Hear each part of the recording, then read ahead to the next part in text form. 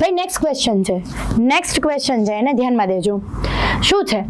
પ્રાચીન ભારતની શિલ્પકળા વિશે નીચેના વિધાનો ધ્યાનમાં લો. પ્રાચીન ભારતની શિલ્પકળા વિશે એનો મતલબ પહેલા શિલ્પો વિશે જોવાનું છે. મથુરા અને અમરાવતી શૈલીની શિલ્પાકૃતિમાં માનવ શિલ્પનું પ્રાધાન્ય છે. એનો મતલબ એવો કે ભાઈ મથુરા શૈલીનું ચિત્ર હોય કે અમરાવતી શૈલી હોય તો એના જે બૌદ્ધ ધર્મના ચિત્રો દોરવામાં આવ્યા હતા એમાં માનવ શિલ્પનું પ્રાધાન્ય વધારે છે, એટલે કે માનવીની આકૃતિનું પ્રાધાન્ય વધારે. જોજો, મથુરા શૈલીમાં માનવ આકૃતિનું પ્રાધાન્ય એટલું નથી, પણ અમરાવતી શૈલીમાં એટલું બધું પ્રાધાન્ય છે. હવે ધ્યાન દેજો, અહીંયા માત્ર ફક્ત મથુરા અને અમરાવતી અલગ અલગ આપી હોય તો વધારે અમરાવતી શૈલીની અંદર માનવ આકૃતિનું પ્રાધાન્ય છે, પણ આપણને જીપીએસસી એવું કોઈ ઓપ્શન આપ્યું ન હતું. એટલા માટે ધ્યાન દેજો, માત્ર એક જ વિધાન સાચું આવશે. કેમ? મથુરા કલા મૌર્યકાળથી ખીલી હતી. મૌર્યકાળથી નહોતી ખીલી ભાઈ, કુષાણ વંશના શાસકો આવ્યા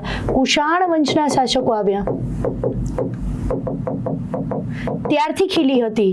ગુપ્ત શાસકોના અંત સમયમાં આ કળા શરૂ થઈ હતી. અહીંયાથી તમને એક બીજો સવાલ પૂછાય. જોજો, અહીંયાથી તમને એવો સવાલ પૂછાય કે ભારતની સ્વદેશી કળા કઈ? સ્વદેશી મૂર્તિ કળા કઈ? તો ભારતની સ્વદેશી મૂર્તિકળા જો પહેલી પૂછી હોય તો મથુરા કળા. કેમ? તો કે મથુરાના વિસ્તારમાં તૈયાર થઈ હતી એટલે મથુરા મૂર્તિકળા. અને બીજી આવે અમરાવતી શૈલીની મૂર્તિકળા. તમને એમ પૂછે સૌ પ્રથમ કઈ મૂર્તિકળા તૈયાર થવાની શરૂ થઈ?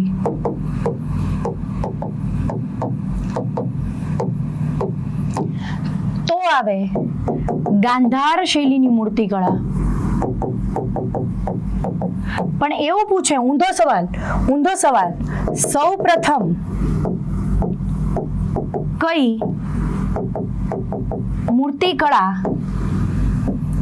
પરિપૂર્ણ થઈ એટલે કે પૂર્ણ થઈ? તો પાછો આન્સર આવે મથુરા મૂર્તિકળા. અને આ ત્રણેય શૈલી વચ્ચેનો ડિફરન્સ માત્ર પ્રી નહીં મેન્સમાં પણ ઇમ્પોર્ટન્ટ. બરાબર છે. ચાલો આગળ વધીએ નેક્સ્ટ ક્વેશ્ચન તરફ. ગુજરાતના પરંપરાગત ગ્રામ્ય જીવનમાં ઈંડોળીનો ઉપયોગ કયા હેતુથી કરવામાં આવે છે? તો ઈંડોળીનો ઉપયોગ માથા પર ઘડો અથવા ગાગર ને ટેકો આપવા માટે થાય છે. બરાબર છે. ઈંડોળી શું છે? માથા ઉપર રખાતું ઓલું ગોળ હોય ને એને ઈંડોળી કહેવાય. એના ઉપર ઘડો રાખવામાં આવે એટલે સીધું માથા ઉપર વજન આવે નહીં. આનો બે વસ્તુ છે. અને માથું કેવું હોય? આમ ઉપસેલું હોય. તો અહીંયા ઘડો રાખીએ તો ઘડો આમ ડગમગ થાય. જ્યારે ઈંડોળી ઉપર ઘડો રાખો તો એક્ઝેક્ટ સ્ટ્રેટ રહે. બરાબર છે. તો ઈંડોળી એટલે માથા ઉપર ઘડો અથવા ગાગર રાખવા માટે જે ટેકો અપાય છે એને કહેવાય ઈંડોળી. બરાબર છે. ધ્યાન દેજો. ચાલો, આમ તો ગુજરાતમાં રહેતા હોય એટલે આવી બાબત તો ખ્યાલ હોય જ, છતાં પણ ના ખ્યાલ હોય તો મોઢેરાના સૂર્ય મંદિર વિશે વિધાનો ધ્યાનમાં લો. પહેલું વિધાન, તે સોલંકી શાસક ભીમદેવ પ્રથમના શાસનકાળ દરમિયાન બનાવ્યું હતું. વિધાન સાચું છે. મંદિરની રચના એવી છે કે સૂર્યના પ્રથમ કિરણ સીધા ગર્ભગૃહમાં આવે અને મંદિર જે છે એ ઝળહળી ઉઠે. વિધાન સાચું છે.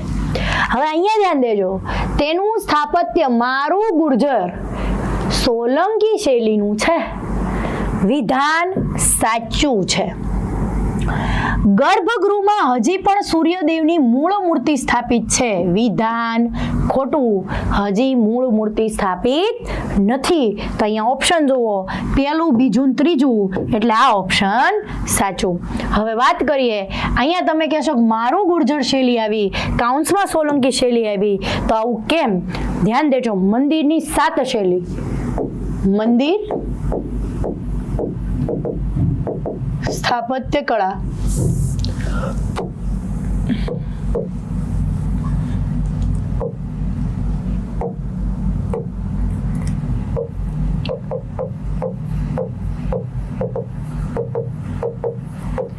આ મંદિર સ્થાપત્ય કળાની 7 શૈલી છે. કઈ કઈ 7 શૈલી? ભાઈ નાગર શૈલી, દ્રવિડ શૈલી, વેસર શૈલી. આ દ્રવિડ શૈલીની જો ઉપશૈલી પૂછે, દ્રવિડ શૈલીની જો ઉપશૈલી પૂછે એટલે આમ ઉપશૈલી નથી, મંદિરની જ કળા છે, પણ એના જેવું સ્થાપત્ય પૂછે તો પાછી બે શૈલી આવે. કઈ કઈ બે શૈલી આવશે? તો કે એક નાયક શૈલી આવે જેમાં વિશ્વનું સૌથી જૂનું 7 અજાયબીનું મંદિર મીનાક્ષી અમ્મન મંદિર આવે. તિરુવંત નાયકે આ શૈલીનું નામ પોતાના નામ પરથી આપ્યું, એ શૈલી. અને બીજી આવે વિજયનગર સામ્રાજ્ય શૈલી, વિજયનગર સામ્રાજ્ય શૈલી. ત્યાર પછી કયું આવે? તો કે વેસર શૈલીની બે શૈલીની વાત છે. વેસર શૈલીની બે શૈલીની વાત છે. તો પેલી શૈલી કઈ આવશે? તો કે હોયસળ શૈલી, હોયસળ શૈલી. અને બીજી શૈલી કઈ આવશે? પાલ અને શૈન્ય શૈલી. આ મંદિરની 7 શૈલી છે. પણ આના સિવાય તે આ બધાની ઉપશૈલીઓ પણ છે અને આ બધાના મંદિરના એક્ઝામ્પલ પણ છે. અને એમાંથી આઈએમપી મંદિરો આપણે જોવાના છે. હવે મારી વાત ધ્યાનથી સમજજો ભાઈ. નાગર શૈલી છે, મેં તમને એવું કીધું બધાની ઉપશૈલીઓ છે, બધાના અંદર મંદિરના એક્ઝામ્પલ છે, એને જોવાના છે. તો નાગર શૈલીની ઉપશૈલી હશે ને ભાઈ, સૌથી વધારે વિસ્તારમાં જો કોઈ શૈલી ફેલાયેલી હોય તો એ છે નાગર શૈલી. અને એના વિસ્તાર કયા કયા હતા? તો કે આ બાજુ ગુજરાત, આ બાજુ મધ્યપ્રદેશ અને આ બાજુ ભાઈ ઓડિશા સુધીનો વિસ્તાર આ શૈલીનો જોવા મળ્યો. ગુજરાતમાં જે શૈલી તૈયાર થઈ એને નામ આપ્યા. જોજો, ગુજરાતમાં જે શૈલી તૈયાર થઈ, હવે હું એના નામ આપું છું. ગુજરાતમાં તૈયાર થઈ એ શૈલીને સોલંકી શૈલી પણ કહેવાણી,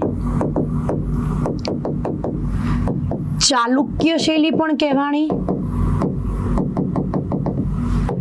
મારું ગુર્જર શૈલી પણ કહેવાણી.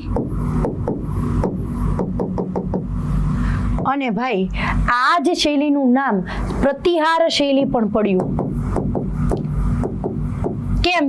તો કે સોલંકી શાસકોએ જે સ્થાપત્ય કળા કરાવી એ સોલંકી શૈલી, ચાલુક્ય શાસકો આવ્યા એમને જે કળા કરાવી એ ચાલુક્ય શૈલી, ગુર્જર શાસકો આવ્યા એમને મારું ગુર્જર શૈલી, પ્રતિહાર શાસકો આવ્યા એને પ્રતિહાર શૈલી. તો ધ્યાન દેજો, આ શૈલીના સૌથી પહેલા જો કોઈ એક્ઝામ્પલ હોય, ધ્યાન દેજો, આ શૈલીના સૌથી પહેલા કોઈ એક્ઝામ્પલ હોય તો એ એક્ઝામ્પલ ખાસ ધ્યાન દેવાના.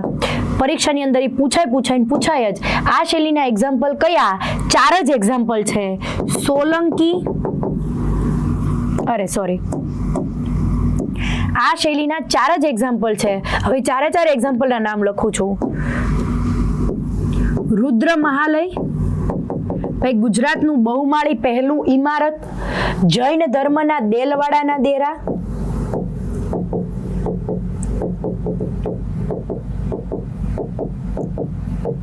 એની સિવાય તો કે મોઢેરાનું સૂર્ય મંદિર જે અત્યારે આપણે ભણ્યા, અને સોમનાથ મંદિર. કયું મંદિર આવશે? સોમનાથ મંદિર. આ 4 જ આના આવશે. એમ આગળ આપણે શૈલી ભણશું તો આના મંદિરો કયા અને આના મંદિરો કયા, આ કયા શાસકોએ તૈયાર કરાવ્યું? તો કે આમાં એક જ શાસક હતા, ચંદેલ શાસકો. આમાં એક જ શાસકો હતા, ગંગ વંશના શાસકો, એટલે ગંગ શાસકોએ તૈયાર કરાયું. બરાબર છે? આમાં આટલા બધા શાસકો હતા, એ આપણે અંદર જોશું. આ બધી શૈલી પંચાયતન શૈલી છે. આ બધી શૈલી પંચાયતન શૈલી છે. કઈ રીતે આ મંદિર શૈલીનો વિકાસ થયો, કઈ રીતે પરિપૂર્ણ થઈને આ બધાના મંદિરોમાં ડિફરન્સ શું છે ને કઈ રીતે ક્યાંથી ક્યાં ફેલાયેલી છે, આ બધું જોશું. પણ નાગર શૈલીની વાત આવે છે એટલે એક વાત કરી દઉં, ક્યાંથી ક્યાં સુધી ફેલાય? મેં તમને એવું કીધું કે ભારતના સૌથી વધારે વિસ્તારમાં આ શૈલી ફેલાયેલી છે. તો કયા વિસ્તારમાં? ભાઈ હિમાલયથી લઈને વિંધ્યાચલ પર્વતમાળાના વિસ્તારમાં આ શૈલી છે એ ફેલાયેલી છે. હિમાલયથી લઈને વિંધ્યાચલ પર્વતમાળાના વિસ્તારમાં આ શૈલી ફેલાયેલી છે. છે. આટલું ક્લિયર છે? તો નાગર શૈલીની ઉપશૈલી ગુજરાતની અંદર સોલંકી શૈલી કે તમે મારું ગુર્જર શૈલી કહો કે ચાલુક્ય શૈલી કહો કે પ્રતિહાર શૈલી કહો, એના બાંધકામ છે જેમાં રુદ્ર મહાલયની દિવાલો ઉપર મારું ગુર્જર શૈલીનું નકશીકામ થયેલું છે. જ્યારે મોઢેરાનું મંદિર જે છે એ પણ મારી ગુર્જર શાસકો દ્વારા તૈયાર થયેલું છે. આ એક લાઈન માટે તમને આ કોન્સેપ્ટ ખબર હોવો જોઈએ. એ એક લાઈનની ડેપ્થ માટે તમને આ કોન્સેપ્ટ ખબર હોવો જોઈએ. અચ્છા, નાગર શૈલી, દ્રવિડ શૈલી, વેસર શૈલી વિશેનો તફાવત પણ આવે અને નાગર શૈલીની ઉપશૈલી જે 3 શૈલી છે એનો અંતર્ગત તફાવત પણ જોવાનો છે. અચ્છા, એનેથી આગળ ગુજરાતની અંદર જે આ 4 બાંધકામ થયા છે એની અગત્યતા પણ આપણે જોવાની છે. કેમ? ગુજરાતના છે, આપણે જીપીએસસીની પરીક્ષા આપીએ છીએ એટલે આમાંથી ગમે તે એક સ્થાપત્ય વિશે તો દર વર્ષે એક સવાલ આવે. હવે આવી સ્ટ્રેટેજી આપણે ખાસ ધ્યાન રાખવાની છે કે મંદિર કળામાંથી કાયમ પ્રશ્ન હોય તો કાયમ પ્રશ્ન શેમાંથી હોય? યા તો દ્રવિડ શૈલીમાંથી હોય યા તો નાગર શૈલીમાંથી હોય. હવે આને પણ કઈ રીતે પૂછે છે? સંગીતમાં કોને પૂછ્યા છે, ચિત્રકળામાં કોને પૂછી છે, એનો આધાર આના ઉપર હોય છે. બરાબર છે? ચાલો ત્યારે આગળ વધીએ નેક્સ્ટ ક્વેશ્ચન તરફ. ગુજરાતના લોકનાટ્યમાં ભવાઈ પ્રદર્શન સાથે પરંપરાગત રીતે આમાંનું કયું વાદ્ય જોડાયેલું છે? એક તારો, પખવાજ, ભૂંગળ કે શહેનાઈ? ધ્યાન રાખજો, ભવાઈની શરૂઆત ભૂંગળ વગાડવાથી થાય. વાળંદ સમાજના વ્યક્તિ જે છે એ ભૂંગળ વગાડી ભવાઈની શરૂઆત કરે. જ્યારે ભવાઈનું ખાસ ધ્યાન દેજો, જ્યારે ભવાઈમાં આવણું લેવામાં આવે, આ આવણું જોજો, ધ્યાન રાખજો મેં શું લખ્યું છે ભાઈ. ભવાઈમાં ત્યારે આવણું લેવામાં આવે, આ શબ્દ સાથે પણ પરિચિત થવાનું છે. આવણું લેવામાં આવે. આવણું કોણ લે? તો કે ભવાઈમાં આવણું પેડું લે છે. હવે તમે એમ કહેશો કે અત્યારે લગી એ તો અમને ખબર હતી, પણ આ આવણું એટલે શું? આવણું એટલે સામૈયું. હવે સામૈયું ક્લિયર થઈ ગયું? આવણું એટલે સામૈયું તળપદો શબ્દ છે, તો આટલું ક્લિયર થઈ ગયું. તો સામૈયું કોણ લે? તો કે પૈડું લે. પૈડું એટલે ઓલું ચક્ર? ના, પૈડું એટલે અહીંયા શબ્દ થાય ભવાઈ આઓની ટોળી. અચ્છા, આવા શબ્દો તમને ક્યાંથી મળે? આવા શબ્દો એક જ જગ્યાથી મળે જેને આપણું જીપીએસસી બોર્ડ પણ માન્ય પુસ્તક ગણે છે. હું લખું છું જે એટલે કે જોરાવરસી જાદવ. જ્યારે તમે ગુજરાતમાંથી મેળા, હસ્તકળા, વાદ્યો, આદિવાસી સંસ્કૃતિમાંથી આભૂષણો વાંચતા હોય અને ખાસ કરીને પરગણા કે પંથકો વાંચતા હોય ત્યારે તમારે જોરાવરસી જાદવને વાંચવા જ જોઈએ. તો મેન્સની પરીક્ષા કોઈ પણ વિષય લખતા હોય તમને એની ભાષા મળી જાય. તમે કહેશો અત્યારે આપણે પ્રિલિમ્સ કરીએ છીએ, મેન્સની કેમ ચર્ચા કરીએ છીએ? ભાઈ તમારે સીસી પણ આવવાની છે, એમાં ગુજરાતીના તળપદા શબ્દો પણ આવવાના છે. અને હું તમને કહું, આનાથી સારા તળપદા શબ્દો એટલે કે જોરાવરસી જાદવથી સારા તળપદા શબ્દો તમને કોઈ પુસ્તકમાં મળી શકે નહીં. બરાબર છે? ચાલો ત્યારે આગળ વધીએ.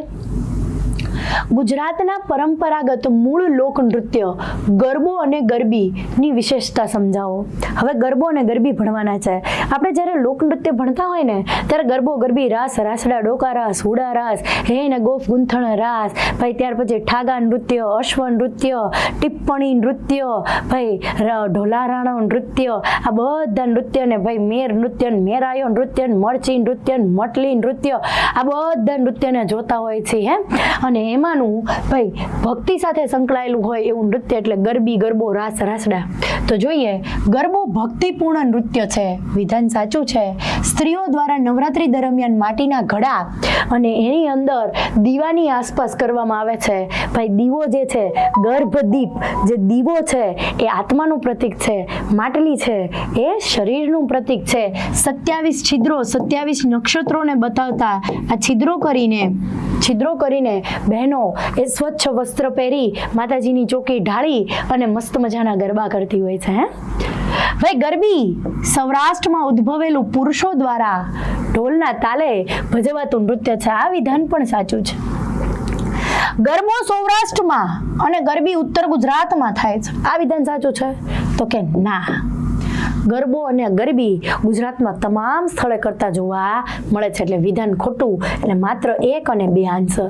હવે જુઓ, આટલા સિમ્પલ ક્વેશ્ચનમાંથી આવો સવાલ પૂછી લે, આટલા સિમ્પલ ક્વેશ્ચનમાંથી આવો સવાલ પૂછી લે, બરાબર છે.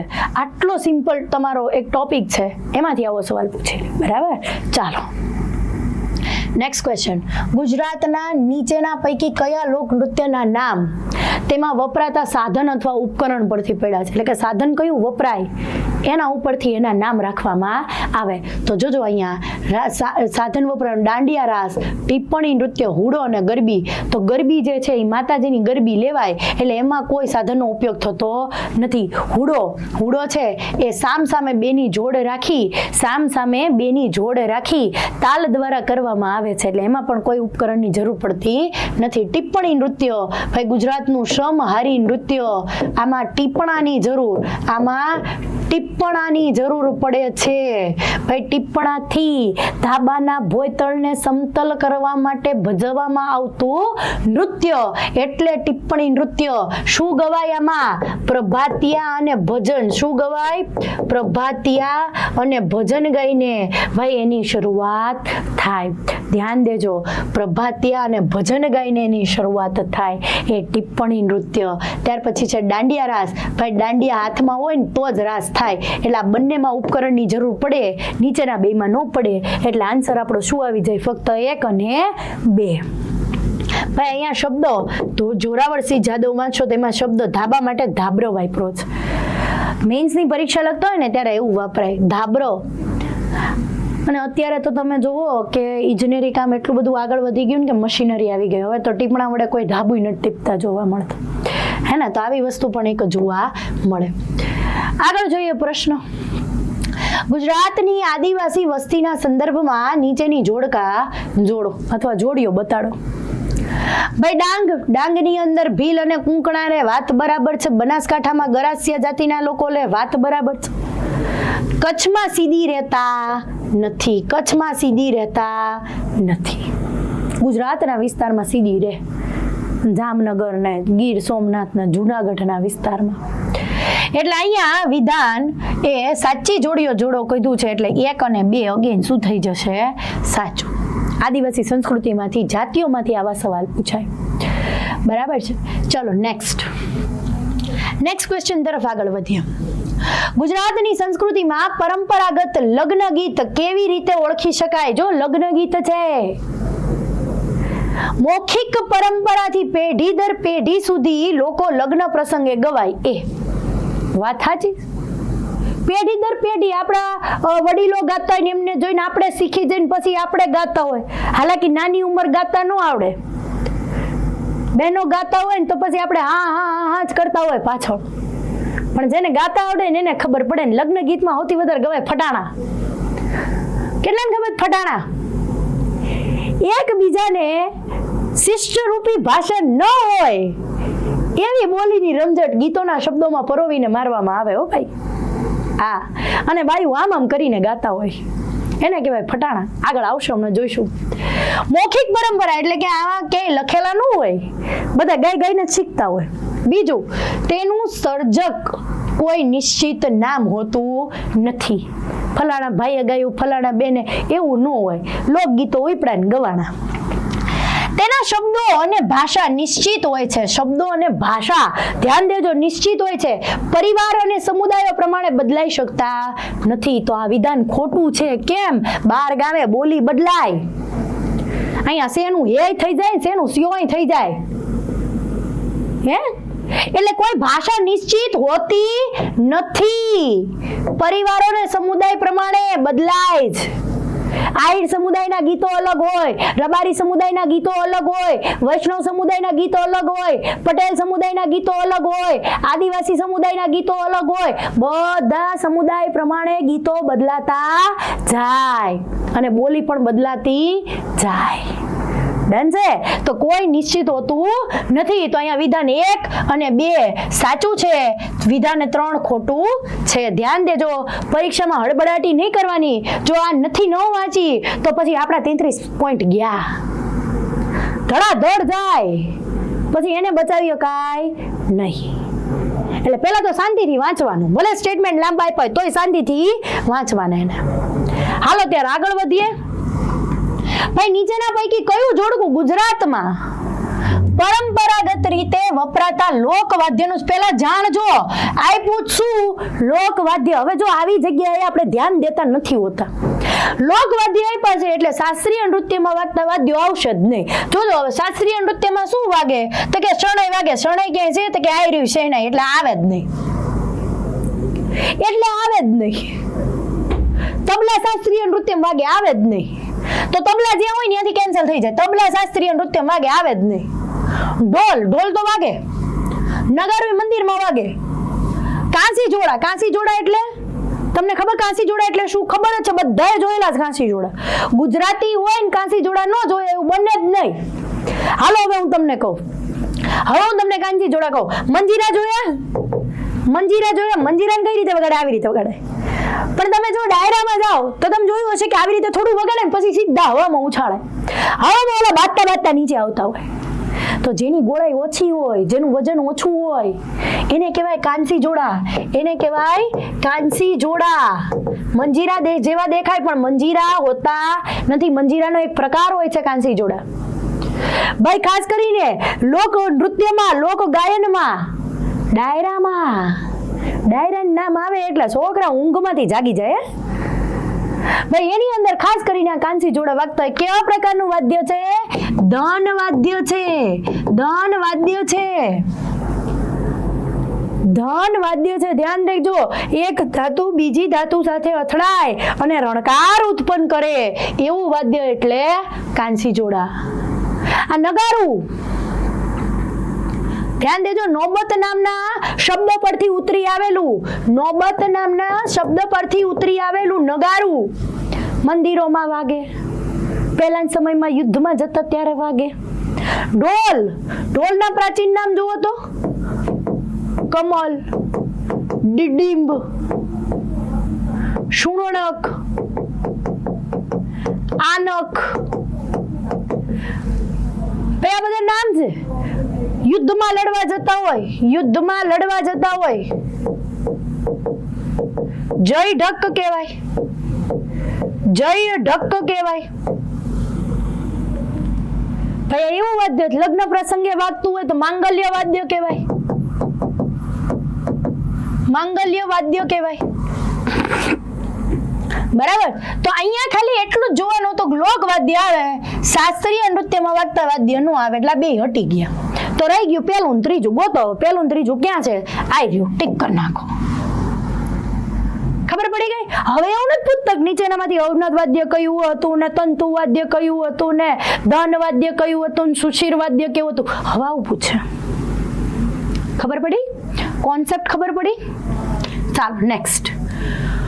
ગુજરાતી લોક પરંપરામાં ફટાણા કયા પ્રકારના ગીત છે? હમણાં જ મેં તમને કીધું કે શિષ્ટરૂપી ભાષા ન હોય એવી ભાષામાં સામેવાળાની બુરાઈ કરવાની, એને કહેવાય ફટાણા. હમણાં તમને એક ઓલું ગીત ખબર હોય ગુજરાતી, તે એ ફટાણામાં આવ્યું. ઓલા તરત યાદ નહીં આવે. ઓલા નહીં આવતું?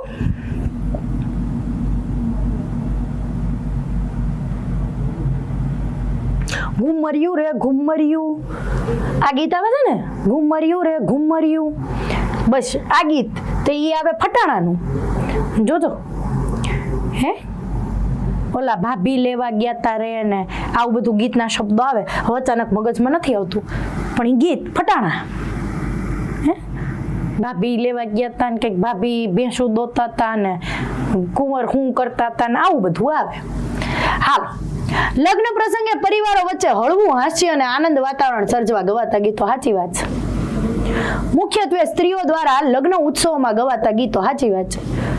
હવે જોજો, આમ જોવા જઈએ વહેલી સવારે ગવાતા ગીતો જેમનામાં નરસિંહ મહેતાએ રચ્યા હતા, વિધાન ખોટું છે. આમ જોવા જઈએ ને તો વિધાન 2 નો આવે. આમ જોવા જઈએ ને તો વિધાન 2 પણ ન આવે. પણ આપણને આન્સર કીમાં આપ્યું છે પેલું અને બીજું, એટલે પેલું અને બીજું આપણે ટીક કર્યું. ધ્યાન દેજો, કોન્સેપ્ટ સમજજો. શું કામ? લગ્ન ઉત્સવમાં ગવાતા ગીતો, લગ્નમાં ગવાય છે. લગ્ન સામાજિક ક્રિયા છે, બરાબર છે. એટલે જો માત્ર ફક્ત એક આપ્યું હોત તો આપણે ફક્ત એક જ ટીક કરવાનું હતું, પણ આપણને ફક્ત એક અને બે આપ્યું છે એટલે બંને ટીક કર્યા, બરાબર છે. નહીતર ફક્ત એક જ આવે. કેમ? લગ્ન ઉત્સવમાં ગવાતા ગીત લગ્નમાં ગવાય છે, સામાજિક ક્રિયામાં ગવાય છે, બરાબર છે. ચાલો આગળ વધીએ. ગુજરાતમાં ભક્તો કેટલાક તીર્થ સ્થળો સુધી પહોંચવા માટે યોજિત પરંપરા પદયાત્રા કરે છે. તમારી પદયાત્રા શેના માટે થાય? હવે જો આ ધાર્મિક સવાલ આવી ગયો. પદયાત્રા શેના માટે થાય? પાવાગઢ માટે ઘણા લોકો બાધા પૂરી કરવા જતા હોય, અંબાજી માટે બાધા પૂરી કરવા જતા હોય, ડાકોરના ઠાકોર માટે બાધા પૂરી કરવા જતા હોય. હે, આમ તો જોવા જઈએ તો બધા માટે બાધાઓ પૂરી કરતા હોય. ઉપર પૈકી કયા મંદિરો આવી પદયાત્રાની પરંપરા જાણીતી છે? પરંપરા ક્યાંની છે કે ત્યાં લોકો જતા હોય? જોજો, 1 અને 2 પાવાગઢ અને અંબાજી, 1, 2 અને 4, 1, 2 અને 3, 1, 2, 3, 4. તો આપણે 1, 2 ને 3 ની 1, 2 ને 3 કે અમે ડાકોર ચાલવા ગયા, અમે પાવાગઢ બાધા પૂરી કરવા ગયા, અંબાજી માતાનો એ આપણે રથ લઈને ગયા, તો આવી વસ્તુ જોવા મળે. હવે જોજો, અહીંયા ફક્ત 2 અને 3 આપ્યું તો પેલો પ્રેફરન્સ આપણે 2 અને 3 ને આપે તો, બરાબર છે. આવી વસ્તુ છે. ચલો આગળ. ગુજરાતમાં જાળી કામ વિશે નીચેના વિધાન ધ્યાનમાં લો. એટલે કે જાળી કામ ક્યાં હતું? મોઢેરાના સૂર્ય મંદિરમાં પ્રારંભિક જાળી કામના ઉદાહરણ છે. સાચી વાત. જાળી કામ હિન્દુ, જૈન અને ઇન્ડો ઇસ્લામિક પ્રભાવનું સંશ્લેષણ છે, બરાબર છે. ગુજરાતમાં સીદી સૈયદ અને રાણી સિપ્રીની મસ્જિદ શ્રેષ્ઠ ઉદાહરણ છે. આપણે જોઈએ જ છીએ સીદી સૈયદની જાળી. હે, પરંપરાગત રીતે જાળી કામ લાકડામાંથી બનાવાતું હતું, જે પથ્થરોનો દેખાવ કરાવવા રંગાતું હતું. આ વસ્તુ ખોટી છે. કેમ? તો કે પરંપરાગત રીતે પથ્થરમાંથી જાળી કામ થતું એટલે એટલું વિશેષ છે ભાઈ. ઇસ્લામિક વાસ્તુકળાની એક ભાત હતી ભાઈ, પર્ણોની ભાત, અને એમાં પણ કલ્પવૃક્ષની ભાત એ એમની ખાસિયત હતી. એટલે આમાં માત્ર પેલું, બીજું ને ત્રીજું આવશે, ચોથું આવશે નહીં. ડન છે. ચાલો ત્યારે આગળ જોઈએ.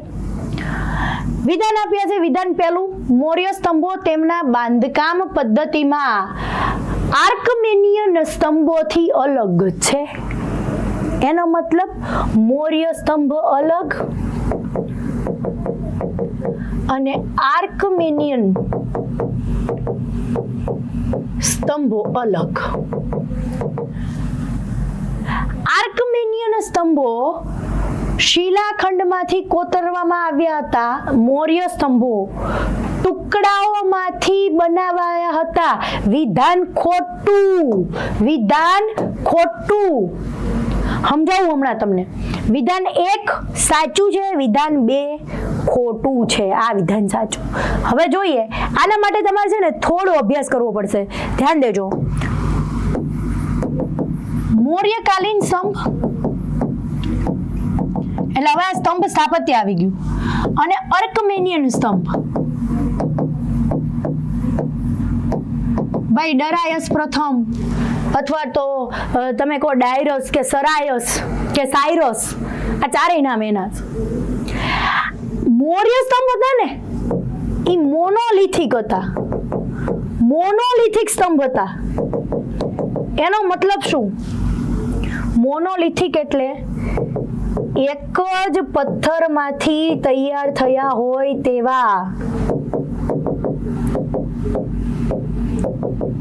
બીજું, અહીંયાના સ્તંભ મોનોલિથિક નતા, અલગ અલગ પથ્થરમાંથી તૈયાર થયા.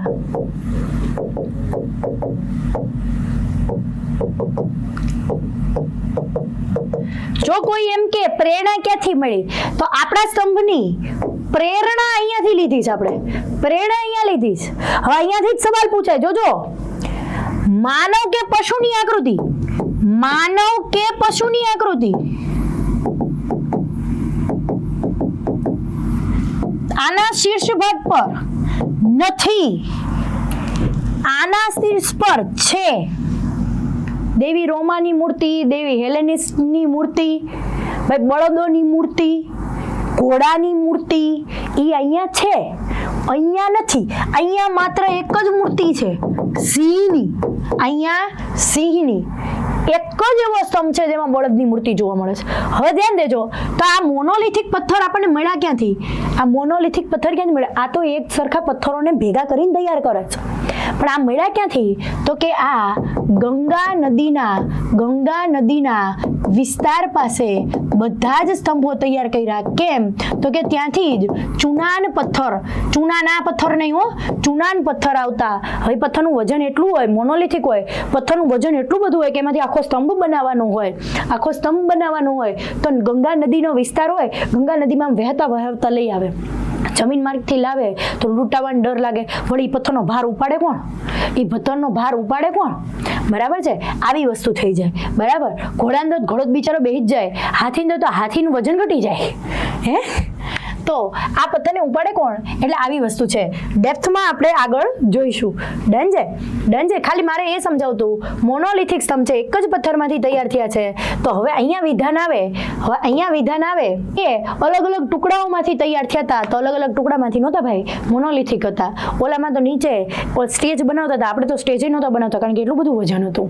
બરાબર છે, એ બધા ડિફરન્સ આપણે આગળ જોઈશું. આટલું ક્લિયર કે આપણા સ્તંભો તો મોનોલિથિક હતા, એટલે એક જ પથ્થરમાંથી તૈયાર થતા હતા. એટલે આ વિધાન ખોટું છે. બસ આટલી તફાવતમાંથી આ એક લાઈન કાઢી નાખી, આખો આવો સવાલ બનાવી દીધો.